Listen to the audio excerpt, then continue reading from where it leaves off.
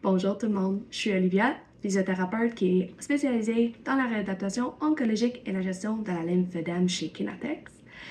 C'est le mois de la sensibilisation du cancer du sein. Donc, je voulais parler des stratégies qu'on peut faire, qu'on peut adopter suite au traitement des cancers du sein pour diminuer le risque d'avoir un lymphœdème.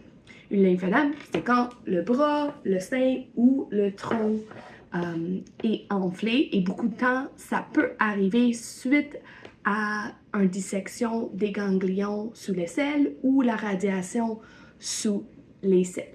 Donc, je vais vous donner des petits trucs pour qu'on peut diminuer ce risque d'avoir un lymphœdème.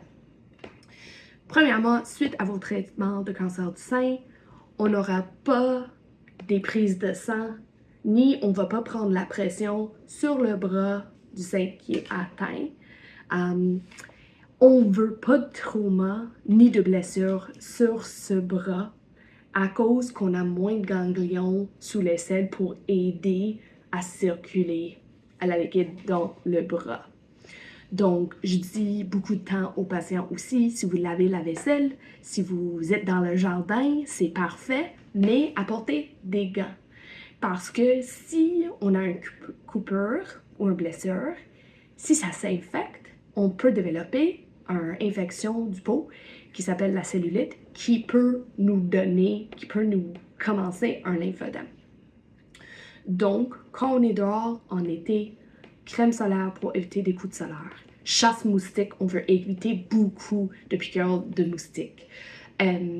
Aussi, nos vêtements, on veut pas que les vêtements sont trop serrés, qui fait un garrot, ou que les montres ou les bagues sont trop serrées.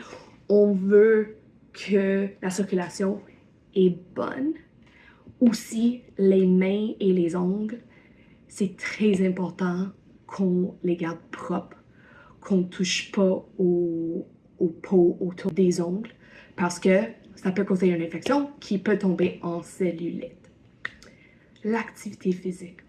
L'activité physique est très importante durant les traitements et après les traitements du cancer du sein. Et beaucoup de personnes ont peur de bouger trop pour activer un lymphœdème. Quand on fait l'activité physique, on respire plus profondément, qui active tous les ganglions proches de la diaphragme, et on bouge les muscles, on contracte les muscles qui sont comme une pompe qui aide le système lymphatique à bouger. Donc, l'activité physique est bonne. Si vous êtes peur, si vous voulez recommencer des activités, vous ne savez pas comment le faire, appelez une thérapeute qui est formée dans la gestion de la lymphœdème ou la réadaptation oncologique. On peut vous aider de recommencer à être actif parce que c'est très important. Bon mois de la sensibilisation du cancer du sein.